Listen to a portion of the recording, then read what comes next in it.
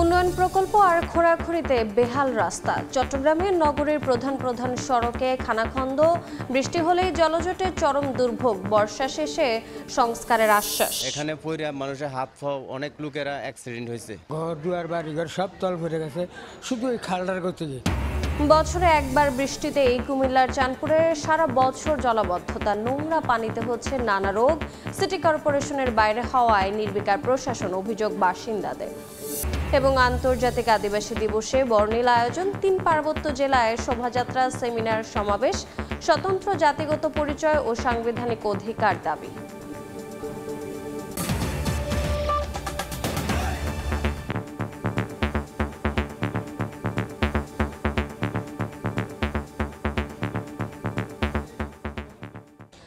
আমন্ত্রণ সময় সংবাদের নিয়মিত আয়োজন। বিভাগীয় সময়ে থাকছে সপ্তাহের 7 দিন ভিন্ন ভিন্ন বিভাগের সংবাদ নিয়ে। আজ থাকছে চট্টগ্রাম বিভাগ, সঙ্গে আছি আমি রোজা চৌধুরী। বন্দরনগরী চট্টগ্রামে বছরের পর বছর চলা বড় বড় প্রকল্পে নগরীর সড়কগুলোর বেহাল দশা। কাজ শেষ হওয়ার পরও অনেক সড়ক মেরামত হয় না, আর এর সঙ্গে যুক্ত হয়েছে বর্ষার জলাবদ্ধতা। ফেরদৌস লিপির রিপোর্ট। চট্টগ্রামের লাইফলাইন খ্যাত পোর্ট কানেক্টিং সড়কটির নিমতলা এলাকায় একদিকে এলিভেটেড এক্সপ্রেসওয়ের র্যাম্পের কাজ করছে সিডিএ, অন্যদিকে সুয়েরেজ প্রকল্পের কাজ করছে ওয়াসা। আর এসব কাজের জন্য সড়কে চলছে খোঁড়াখুঁড়ি। চারদিকে বেষ্টনী দিয়ে সড়কের অর্ধেক অংশে চলছে এসব কাজ। বছরের পর বছর নগরীতে বিভিন্ন সংস্থার উন্নয়ন কাজের জেরে সড়কে চলাচলে চরম ভোগান্তি পোহাতে হচ্ছে নগরবাসীকে। গাড়ি কাইত হয়ে যায় বা আমাদের একটা বল্টু ভেঙে যায়, স্পিন সেট ভেঙে যায়, টিফিন সেলে আঘাত আসে। দিনে আধা ঘন্টার দিনে 2 ঘন্টা লাগে। এখানে প্রতিনিয়ত গাড়ি উঠে যায়। দ্বিতীয়ত প্রচুর জ্যাম। ওইখানে একটা মহিলা মারা গেছে, আর একটা মহিলা গাড়ি এখন ভিক্ষা করতে আছে। শুধু এই সড়ক নয়, সিডিএ, ওয়াসা, সিটি কর্পোরেশন সহ বিভিন্ন সংস্থার নানা উন্নয়ন প্রকল্পের কাজের জন্য নগরীর ইপিজেড, হালিশহর, বড়পোল, পাঠানটুলি, ওয়াসার মোড় সহ বিভিন্ন এলাকার সড়কের এমন বেহাল দশা। কাজ শেষে সড়কগুলো মেরামত করা হয় না ভালো করে, ফলে ক্ষতবিক্ষত অবস্থা রাস্তাগুলোর। এর সঙ্গে টানা বৃষ্টিতে সড়কের অবস্থা এখন নাজুক। ওরা স্বাভাবিকভাবে রাস্তাটা ভালোভাবে মেরামত করে না, ধরেন লোয়ার বিটগুলো বিছা দিয়ে গেছে। এখান থেকে চোলিং করছে এরা, এটা একটা চোলিং এর রাস্তা, এটা তো চিটাং বন্দরের সাথে, এটার সাথে সারা বাংলাদেশের সাথে কানেক্ট। সেবা সংস্থাগুলো, নীতি নির্ধারকরা জনদুর্ভোগের কথা স্বীকার করে বলছেন, দুর্ভোগ কমাতে প্রকল্পগুলো দ্রুত শেষ করার পাশাপাশি বর্ষা মৌসুম শেষে সড়ক মেরামতের উদ্যোগ নেওয়া হবে। কাজটা যাতে কীভাবে শেষ করা যায়, কারণ যতই এটা লেন্দি হবে ততই কিন্তু ভোগান্তি বাড়ছে। দ্রুত আমরা কিন্তু কাজটা শেষ করার চিন্তায় আছি এবং রাত দিন কাজ হচ্ছে। সামনে যে আমাদের ড্রাই সিজন আসবে, তখন এই রাস্তাগুলো সব আমাদের কোঅর্ডিনেশন কমিটির মিটিং এগুলো অলরেডি আলোচনা হয়েছে, সেইটা তারা করে ফেলবে, ওই কার্পেটিং করে ফেলবে। বন্দরনগরী চট্টগ্রামে চলা মেগা প্রকল্পগুলোর মধ্যে সিডিএর এলিভেটেড এক্সপ্রেসওয়ের কাজ শুরু হয় 2018 সালে, ওয়াসার পয়ঃনিষ্কাশন প্রকল্প 2022 সালে এবং জলাবদ্ধতার বিভিন্ন প্রকল্প চলছে প্রায় 1 দশক ধরে। উন্নয়নমূলক কাজে সড়ক খোঁড়াখুঁড়ির জন্য দেশে রয়েছে সড়ক খনন নীতিমালা, যে নীতিমালা অনুসারে সড়ক খোঁড়ার আগে বেশ কিছু প্রক্রিয়া অনুসরণ করতে হয়, আর পরে রাস্তা সংস্কারের বিষয়ও অন্তর্ভুক্ত আছে নীতিমালায়।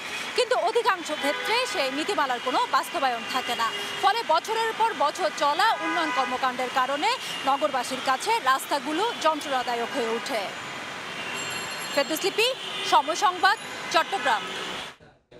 এ নিয়ে আরও আলোচনা করতে চট্টগ্রাম থেকে সরাসরি যোগ দিচ্ছেন সহকর্মী কমল দে। তার সঙ্গে রয়েছেন চট্টগ্রাম উন্নয়ন কর্তৃপক্ষের প্রধান প্রকৌশলী হাসান বিন শামস।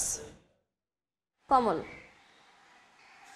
চট্টগ্রামের বেহাল সড়ক নিয়ে আলোচনা করতে আমাদের সাথে যোগ দিয়েছেন চট্টগ্রাম উন্নয়ন কর্তৃপক্ষের প্রধান প্রকৌশলী হাসান বিন শামস। শামস, আপনাকে স্বাগত জানাচ্ছি আজকের আলোচনা। আপনার কাছে জানতে চাইবো, এই মুহূর্তে চট্টগ্রাম শহরের প্রধান সড়কগুলির অবস্থাটা কি, এবং আপনারা কি দেখছেন সড়কগুলি কি কি অনিয়মগুলি চোখে পড়ছে? আমরা আসলে আমাদের একটাই কাজ হচ্ছে এখন, আমাদের চট্টগ্রাম যে এলিভেটেড এক্সপ্রেসওয়ে কাজ করছি আমরা। এটা জানেন আপনি, শহরের যে লাইফ লাইন, আমাদের সবচেয়ে বড় রাস্তাটা মাঝখানে কাজগুলো হচ্ছে। তো কিছু অংশে আমরা আসলে আগেই কার্পেটিং করেছিলাম, মানে কিছু অংশে রাস্তার ইয়েটা খুবই ছিল, খারাপ ছিল, নাজুক ছিল। এটা অলরেডি কাজ একবার করা হয়েছে, বাট আবার নাজুক হয়ে গিয়েছে, কারণ এখানে ড্রেনেজ ব্যবস্থাটা, রাস্তা থেকে যে পানিটা মাইনর ড্রেন দিয়ে সেকেন্ডারি ড্রেন বা টার্সিয়ারি ড্রেনে যাবে, ওটার কিন্তু প্রায় বন্ধ। এগুলো আগে থেকে অচল ছিল। এবং আমি যদি বলি পার্টিকুলারলি ইপিজেড সেকশনগুলো আর কয়েকটা সেকশানে মানে টোটাল ড্রেনেজ ব্যবস্থা আসলে এটা আগে থেকে আমরা যখন কাজটা বুঝে নিয়েছি সিটি কর্পোরেশন থেকে যখন রাস্তাটা হ্যান্ড ওভার করলো আমাদেরকে, ওইটা কিন্তু তখনই অবস্থা নাজুক ছিল, আমরা বারবার বলেছি। এই পিজেড এলাকা হয়ে বন্দর পোর্টল্যান্ড রোড কি গিয়েছেন, দেখেছেন জনগণের দুর্ভোগটা কেমন হচ্ছে? তো অবশ্যই দেখেছি, এবং এটার বিষয়ে আমরা মাননীয় মেয়র মহোদয় সহ সিটি কর্পোরেশন সহ আমরা এটা সমন্বিতভাবে কাজ করছি। আপাতত আমরা ব্রিক সলিং দিয়ে রাস্তাটা করছি, যাতে কারণ এখানে যদি সাববেস ফেলা হয় এটা আবার চলে যাবে। আর এখন তো বর্ষাকালে কার্পেটিংও করা যাবে না, কার্পেটিংটা আমরা ড্রাই সিজনে একবারে ফিনিশ করে তারপর আমরা সিটি কর্পোরেশনকে হ্যান্ড ওভার করবো। তো আপাতত ব্রিক সোলিং দিয়ে আমরা যেগুলো গর্ত হয়েছে শহরের মাঝখানে ওগুলো আমরা ফিল আপ করে দেওয়ার চেষ্টা করছি। আপনারা দেখছি আপনার সরকারি সংস্থা সমন্বয় করছেন না, সিডিএ কাজ করে গেল, ওয়াসা কাটলো, আবার সিটি কর্পোরেশন রাস্তাটা ঠিক করে দিল, আবার এসে আপনারা কাটতেছেন। অর্থাৎ আপনাদের সমন্বয় করে যদি কাজটা করতেন তাহলে কিন্তু জনগণের দুর্ভোগটা হতো না। সমন্বয়ের কোনো উদ্যোগ আপনারা নিচ্ছেন কিনা? না, আমাদের আসলে সিস্টেমটা হচ্ছে যে যখনই আপনি কারো রাস্তার উপর, কারো জায়গার উপর, এবং সিটি কর্পোরেশন রাস্তাগুলো কিন্তু সব কিছু সিটি কর্পোরেশনের আন্ডারে, তো ওনার রাস্তার উপর কাজ করতে গেলে আমাকে ওনার থেকে পারমিশন নিতে হয়, এবং ওই রাস্তাটা তখন আমাদেরকে হ্যান্ড ওভার করে। তখন যদি প্রজেক্ট মেয়াদকালীন সময় 3-4 বছর, ওটা কিন্তু আমাদের আন্ডারই, তখন সিটি কর্পোরেশন এটা দায়িত্ব নেয় না। বাট এখানে প্রবলেমটা হয়ে গিয়েছে আসলে ড্রেনেজ ব্যবস্থাটা ওই জায়গায়, ওই পার্টিকুলার জায়গায় যে মাইনর ড্রেনগুলো আছে ওগুলা কিন্তু পানিগুলো যাওয়ার নিষ্কাশন ছিলই না, আগে থেকেও ছিল না। ওখানে বারবার কিন্তু সিচুয়েশন যখন সিচুয়েশন আন্ডারে ছিল রাস্তাগুলো, তখনও কিন্তু খারাপ অবস্থা ছিল, আমরাও বুঝে নিছি কিন্তু খারাপ অবস্থায়। তা আমরা মেরামত করে ঠিক করি, আবার সেটা কিন্তু নষ্ট হয়ে যাচ্ছে ডিউ টু পানি না যাওয়ার কারণে, পানিটা ওখানে জমাট হয়ে থাকে। সো এই ব্যাপারে আমরা সিটিজনকে বারবার বলেছি। তারপর এবার মেয়র মহোদয়কে আমরা অ্যাপ্রোচ করেছিলাম, যেহেতু উনি নতুন এসেছেন এবং ওনাকে আগে থেকেই অ্যাপ্রোচ করা আছে। আমরা সমন্বিতভাবে কিন্তু ওইসব এলাকাগুলো ফোকাস করছি যাতে রাস্তাটাও ঠিক হয় এবং পানি যাওয়ার যে ব্যবস্থাটা, পানি যাওয়া যদি না যায় আবার রাস্তাটা খারাপ হবে। একবার ঠিক করবো, বারবার কিন্তু সরকারি অর্থের অপচয় হচ্ছে এখানে। সো পানি যাওয়ার ব্যবস্থাটা আমরা দুই সংস্থা মিলে আমরা ঠিক করছি, যাতে ড্রেনেজ ব্যবস্থা যাতে দ্রুত হয় এবং পার্মানেন্টলি আমরা যাতে রাস্তাটা সলিউশন করতে পারি। এক্ষেত্রে বলেন যে কবে নাগাদ জনগণ এই দুর্ভোগ থেকে মুক্তি? কারণ আমরা হালি শহর, বন্দর পতেঙ্গা এলাকা থেকে লোকজন ফোন দিচ্ছে, তারা যন্ত্রণায় গাড়িগুলো চলতে পারছে না, লোকজন হাঁটতে পারছে না। কবে নাগাদ এই সংকটের সমাধানটা হবে? আমরা আশা করছি সামনে যে ড্রাই সিজনটা আসতেছে অক্টোবর-নভেম্বর থেকে আমরা কিন্তু কার্পেটিং কাজ ওখানে শুরু করে দেবো। আপাতত যেটা করছি এটা কিন্তু টেম্পোরারি ব্যবস্থা, আমরা ব্রিক সলিং দিয়ে গাড়িগুলো যাওয়ার ব্যবস্থা করছি যাতে এটা গর্তের মধ্যে না পড়ে, এবং অক্টোবর-নভেম্বর থেকে আমাদের কার্পেটিং কাজটা শুরু হয়ে যাবে পার্মানেন্টলি। আপনাদের ফ্লাইওভার কাজ এখনো শেষ হয়, এখনো র্যাম্পের কাজ চলছে। যতক্ষণ র্যাম্পের কাজ শেষ হবে না ততক্ষণ কিন্তু রাস্তার এগুলো কাটাছেড়া চলবে না, আমাদের টার্গেটটা হচ্ছে, প্ল্যানিংটা হচ্ছে যেখানে যে র্যাম্পের কাজ শেষ হবে সেখানে কিন্তু আমরা নিচে রাস্তাটা ঠিক করে দিব। ওইভাবে আমরা আগাচ্ছি, ওই প্ল্যান নিয়ে আগাচ্ছি। কিন্তু কাজটা হবে আমরা ড্রাই সিজনেও করবো কার্পেটিংয়ের কাজটা। আপাতত যেখানে গর্তগুলো আছে ওগুলো ব্রিক সোলিং দিয়ে আমরা সলিউশনটা চেষ্টা করছি। সাথে সাথে আমরা কিন্তু সিটি কর্পোরেশনকে অ্যাপ্রোচ করছি যে ওই সমস্ত জায়গাগুলো যেগুলো আসলে বারবার নষ্ট হচ্ছে রাস্তা, ওখানে কিন্তু ড্রেনেজ ব্যবস্থাটা ঠিক করতে হবে। তো সিটি কর্পোরেশন সহ আমরা দুই সংস্থা মিলে কিন্তু সমন্বিতভাবে আমরা কাজ করছি। ওখানে ড্রেনেজ ব্যবস্থা ঠিক করতে হবে এবং সাথে সাথে রাস্তাটাও আমরা কিন্তু ড্রাই সিজনে কার্পেটিং করে দিব। ওয়াসাকে কেন কিছু বলছেন? ওয়াসাও তো বেশ কিছু জায়গায় তারা কাজ চলছে, তারা রাস্তায় ঘেরাও করে রাখছে, যানবাহন চলতে পারছে না। তো ওয়াসাকে আপনার সাথে যুক্ত করছেন কিনা?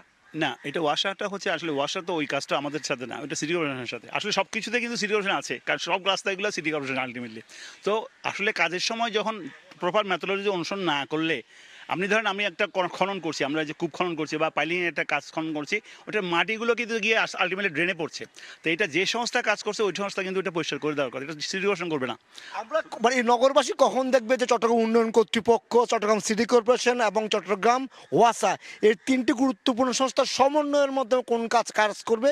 নগরবাসী আসলে এটা কখন দৃশ্যমান দেখবে বা কখন দেখবে? এটা আমার একটা পার্সোনাল মতামত, যেহেতু আমি দীর্ঘদিন ধরে কাজ করছি, যখনই কাজটা শুরু হবে, সেটা সিটি কর্পোরেশন হোক, সিডিএ হোক বা হোক, তিনটা সংস্থা মিলে একটা কমিটির মাধ্যমে জয়েন্টলি যখন যে কাজ চলাকালীন সময়টাতে বারবার এটা কিন্তু একটা টিম করে দেওয়া হচ্ছে, এটা একটা টিম ওয়ার্ক আসলে। তো এটা যদি সঠিকভাবে তদারকি হয় তাহলে মনে হচ্ছে যে এই মাঝখানে যে অসুবিধাগুলো প্রজেক্ট চলাকালীন সময় যে অসুবিধাটা, ওইটা কিন্তু আর দৃশ্যমান হবে না। এক্ষেত্রে আপনারা কোনো ব্যবস্থা নিচ্ছেন কিনা? আমরা সিটি কর্পোরেশনের সাথে মনিটরিং ভাবে, মানে যৌথভাবে আমরা কিন্তু আমাদের কাজ চলাকালীন সময় এটা ব্যবস্থা নিচ্ছি যে দুজনে একটা কমিটি করে দিচ্ছি, যে যে ইঞ্জিনিয়ার যারা যুক্ত আছে সিটি কর্পোরেশন বা সিডিএর, তাদের মধ্যে একটা কমিটির মাধ্যমে এই কাজটা যেন আমরা দ্রুত শেষ করতে পারি সেই ব্যবস্থাটা আমরা করছি। ধন্যবাদ শামস ভাই। আমরা কথা বলছিলাম চট্টগ্রাম উন্নয়ন কর্তৃপক্ষের প্রধান প্রকৌশলী হাসান বিন শামসের সাথে। আমরা কথা বলছিলাম নগরের যে বেহাল সড়ক অবস্থা, রাস্তাগুলো একবার ওয়াসা কাটলে আরেকবার পরবর্তী সিটি কর্পোরেশন কাটছে, আবার সিডিএ কাটছে। অর্থাৎ 3 সংস্থার যেটা সমন্বয়ের প্রয়োজন, সেই সমন্বয়হীনতার কারণে নগরবাসী দুর্ভোগে পড়ছে। তবে সিডিএ যে চিফ ইঞ্জিনিয়ার তিনি আমাদেরকে আশ্বস্ত করেছেন আগামীতে তারা রাস্তার কাজ করতে গেলে 3টি সংস্থার একটি কমিটি গঠন করা হবে। কমিটির মাধ্যমে তারা রাস্তাগুলো খনন করবে, যেটুকু কাজ করবে এবং আগামী শীত হওয়ার সাথে সাথে যেসব হালি শহর, ইপিজেড, বন্দর কানেক্টিং রোড রয়েছে সেই রাস্তাগুলো তারা কার্পেটিং করে দেবে, এমনটি আশ্বস্ত করেছেন নগরবাসীকে চট্টগ্রাম উন্নয়ন কর্তৃপক্ষের প্রধান প্রকৌশলী। আমরা আবারও শামস ভাইকে ধন্যবাদ জানাচ্ছি আজকের আলোচনা যোগ দেওয়ার জন্য এবং আমাদের যে আলোচনা চলছিল নগরের বেহাল সড়ক নিয়ে সে আলোচনা এখানে শেষ করছি। সরাসরি যুক্ত ছিলাম চট্টগ্রামের মেহেদীবাগে। বিভাগীয় সময় আরও থাকছে। সাঙ্গু নদীর ওপর সেতুতে বিচ্ছিন্নতা ঘুচল বলিপাড়ার। চট্টগ্রামের বান্দরবানের সব উপজেলায় যাতায়াত সহজে উচ্ছ্বসিত বাসিন্দারা। কৃষিপণ্য পরিবহনের বৈপ্লবিক পরিবর্তন। বছরে একবার বৃষ্টি হলেই ভুগতে হয় সারা বছর। গত 2 যুগের জলাবদ্ধতার ভোগান্তি নিয়ে বসবাস করছেন কুমিল্লা শহরের চাঁদপুর এলাকার 30,000 বাসিন্দা। তাদের অভিযোগ সিটি কর্পোরেশনের বাইরে হওয়ায় নাগরিক সুবিধা নিয়ে নজর নেই প্রশাসনের। প্রতিটি বাড়ির ভেতরে পানি, রাস্তাঘাট, উঠোন, রান্নাঘর সবই ময়লা পানিতে সয়লাব। কুমিল্লা শহরের চাঁদপুর মধ্যপাড়ায় বছরে একবার বৃষ্টি হলেই পুরো বছরের জন্য পানিবন্দী হয়ে পড়ে এলাকাটি। অপরিকল্পিত বাসাবাড়ি নির্মাণ এবং পুরাতন গোমতীতে বাঁধ দিয়ে মাছের ঘের স্থাপন করায় পানি নিষ্কাশনের পথ বন্ধ হয়ে গেছে। ময়লা পানি দিয়ে চলাচল করায় চর্মরোগ দেখা দিয়েছে বাসিন্দাদের শরীরে। স্থানীয়দের অভিযোগ, এলাকাটি শহরের ভেতরে অথচ সিটি কর্পোরেশনের বাইরে হওয়ায় নাগরিক সুবিধা নিয়ে নজর নেই প্রশাসনের। এমন অবস্থা, স্কুল কলেজে যাইতে পারতেছে না মানুষ। এখানে পড়ে মানুষের হাত পাও, অনেক লোকেরা অ্যাক্সিডেন্ট হয়েছে। পানির সমস্যা, মসজিদে যাইতে পারি না, ঘর দুয়ার বাড়িঘর সব তল ভরে গেছে, শুধু এই খালটার করতে গিয়ে। মাছের চাষ করে, বুঝতে পারছেন নি, এই মরা গুন্তির মাঝে তারা বান দিয়ে রাখছে। উপজেলা প্রশাসন বলছে জলবদ্ধতা ও ভোগান্তির বিষয়টি সমাধানে উপজেলা প্রকৌশল বিভাগ ও স্থানীয় চেয়ারম্যানকে নির্দেশনা দেওয়া হয়েছে। পানির প্রবাহ যেখানে যেখানে বাধাগ্রস্ত হচ্ছে আমরা সেগুলো সরানোর উদ্যোগ নিব এবং জলাবদ্ধতার এই নিরসনটা স্থায়ী সমাধানের জন্য যে যে উদ্যোগ নেওয়া দরকার, যা যা করা দরকার উপজেলা প্রশাসন সেগুলো খুব দ্রুততম সময়ের মধ্যে নেবে। জেলা শহরের 5 ইউনিয়নের চাঁদপুর এলাকার 30,000 মানুষ এই জলজটের ভোগান্তিতে। সময় সংবাদ, কুমিল্লা। 1 বছর 8 মাস আগে চালু হওয়া আধুনিক 2000 কক্সবাজার রেলপথ গতি এনেছে পর্যটনে, তবে বাড়িয়েছে ঝুঁকিও। এই পথে রয়েছে 72টি লেভেল ক্রসিং, যার মধ্যে মাত্র 16টিতে গেটম্যান আছে, বাকি 56টি পুরোপুরি অরক্ষিত। এসব অরক্ষিত ক্রসিংই হয়ে উঠেছে মৃত্যুফাত।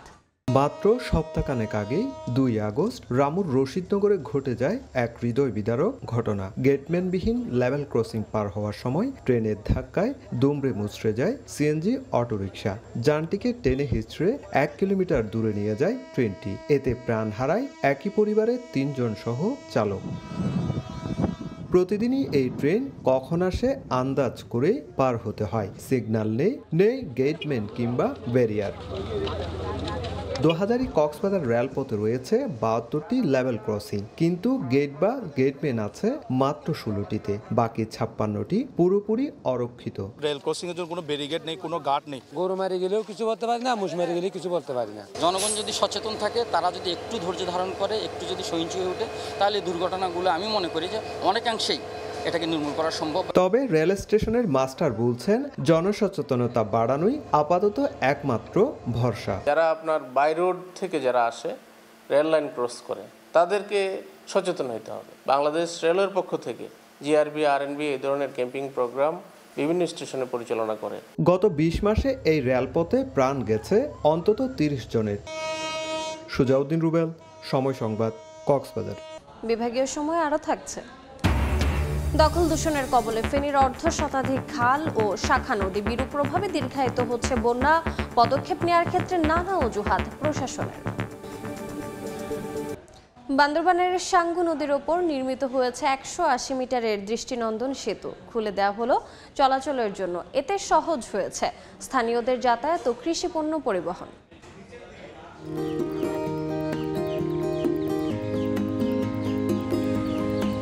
বান্দরবানের থানচি উপজেলার বলিপাড়ার সঙ্গে অন্য জেলা ও উপজেলার সড়ক যোগাযোগের জন্য সাঙ্গু নদীর উপর নির্মিত হয় বলিপাড়া সেতু। 180 মিটারের দৃষ্টিনন্দন সেতুটির নির্মাণ কাজ 2019 সালে শুরু হয়ে শেষ হয় 2024 সালের 25 ডিসেম্বর। এরপর খুলে দেয়া হয় যান চলাচলের জন্য। থানচি উপজেলা ও জেলা শহরের সঙ্গে সড়ক যোগাযোগ স্থাপিত হওয়ায় স্থানীয়রা যাতায়াতের পাশাপাশি করছেন কৃষিপণ্য পরিবহন। এখন যে ব্রিজ হয়েছে আর গাঁট পানো লাগে না, ছাত্রছাত্রী আসারও খুব সুযোগ সুবিধা হয়েছে। আগে যখন ব্রিজ ছিল না তখন যারা গ্রাম থেকে আসা যাওয়া করে বাইরে অনেক কষ্ট হইতো, বিশেষ করে যখন বন্যা হইতো। এদিকে সেতুটির মাধ্যমে এই জনপদে অর্থনৈতিক পরিবর্তন ঘটবে আশা পার্বত্য চট্টগ্রাম উন্নয়ন বোর্ডের। এই যোগাযোগের ফলে এখানে বলিপাড়া এবং থানচি একটা অর্থনৈতিক উন্নয়ন ঘটবে। পার্বত্য চট্টগ্রাম উন্নয়ন বোর্ডের অর্থায়নে 21 কোটি টাকা ব্যয়ে সেতুটির নির্মাণ কাজ করে মেসার্স মেজবা এন্টারপ্রাইজ। এন.এ. জাকির, সময় সংবাদ, বান্দরবান।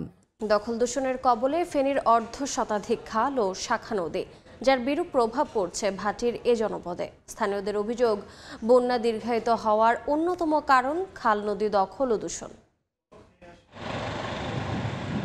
একে বেঁকে চলা মৃতপ্রায় ফেনী শহরের এই খালগুলো একসময় ছিল জেলার নৌবাণিজ্যের অন্যতম রুট। সেই বাস্তবতা এখন রূপকথার গল্পে পরিণত হয়েছে, কারণ জেলার বেশিরভাগ নদী নালা খাল দখল, দূষণ আর সংস্কারের অভাবে অস্তিত্ব হারিয়েছে।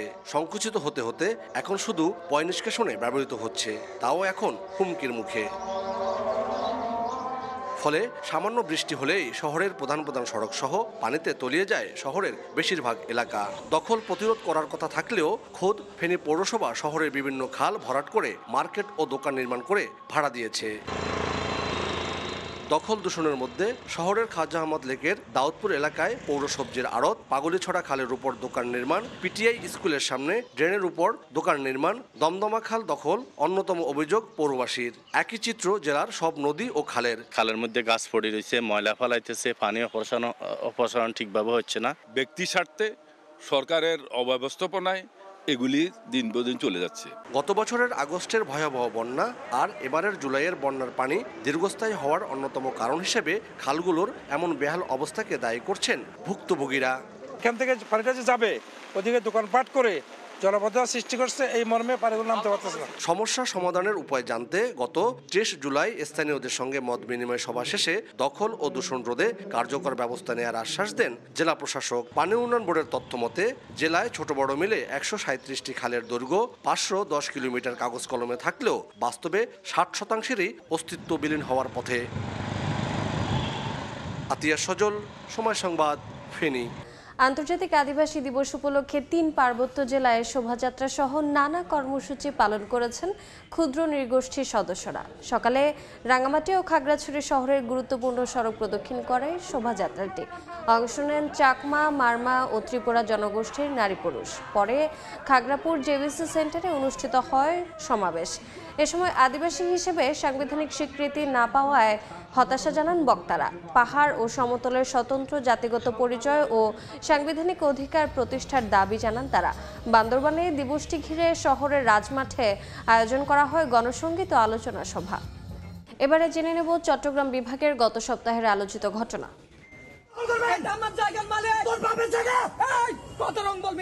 চট্টগ্রাম বিশ্ববিদ্যালয় রেল স্টেশনে একটি দোকানের চুক্তি শেষ হয়। কয়েকজন শিক্ষার্থী দোকানটি নতুনভাবে ভাড়া নেন। 8 আগস্ট বিশ্ববিদ্যালয়ের ডেভেলপমেন্ট স্টাডিজ বিভাগের কর্মকর্তা বাবুল তার সহযোগীদের নিয়ে শিক্ষার্থীদের কাছে চাঁদা দাবি করেন এবং দোকান দখলে নিতে চান। এ নিয়ে বাকবিতণ্ডার এক পর্যায়ে শিক্ষার্থীদের ওপর হামলা করে বাবুলের লোকজন। এতে 3 শিক্ষার্থী আহত হন। কক্সবাজার জেলা সদর হাসপাতালে চিকিৎসা নিতে আসা রোগীদের ঘিরে সক্রিয় দালাল চক্র। তাদের সহযোগিতায় জড়িত হাসপাতালের কিছু কর্মচারীও। কয়েকদিন ধরে ছদ্মবেশে হাসপাতালে নজরদারির পর 7 আগস্ট দালাল চক্রের 4 সদস্যকে হাতে নাতে আটক করে র্যাব। রাঙামাটির জোড়াছড়ি উপজেলার সীমান্তবর্তী বগাখালী বাজার এলাকা থেকে আধার কার্ড সহ এক ভারতীয় নাগরিককে আটক করা হয় 7 আগস্ট। তার নাম মনচন্দ্র চাকমা। প্রাথমিক জিজ্ঞাসাবাদে তিনি চোরাচালান ব্যবসার সঙ্গে জড়িত বলে স্বীকার করেছে বিজিবির কাছে। বিভাগীয় সময়ের শীর্ষ সংবাদগুলো জানিয়ে দিচ্ছে আরেকবার। উন্নয়ন প্রকল্প আর খোঁড়াখুড়িতে বেহাল রাস্তা। চট্টগ্রামের নগরীর প্রধান সড়কে খানাখন্দ, বৃষ্টি হলেই জলজটে চরম দুর্ভোগ। বর্ষা শেষে সংস্কারের আশ্বাস। এখানে পইরা মানুষের হাত পাও অনেক লোকেরা অ্যাক্সিডেন্ট হয়েছে। ঘর দুয়ার বাড়িঘর সব তল ভরে গেছে, শুধু এই খালটার করতে গিয়ে। বছরে একবার বৃষ্টিতেই কুমিল্লার চাঁদপুরে সারা বছর জলাবদ্ধতা, নোংরা পানিতে হচ্ছে নানা রোগ। সিটি কর্পোরেশনের বাইরে হওয়ায় নির্বিকার প্রশাসন, অভিযোগ বাসিন্দাদের। এই ছিল বিভাগীয় সময়। আগামীকাল থাকবো সিলেট ও ময়মনসিংহ বিভাগের আয়োজন নিয়ে। সঙ্গে থাকুন সময়ের।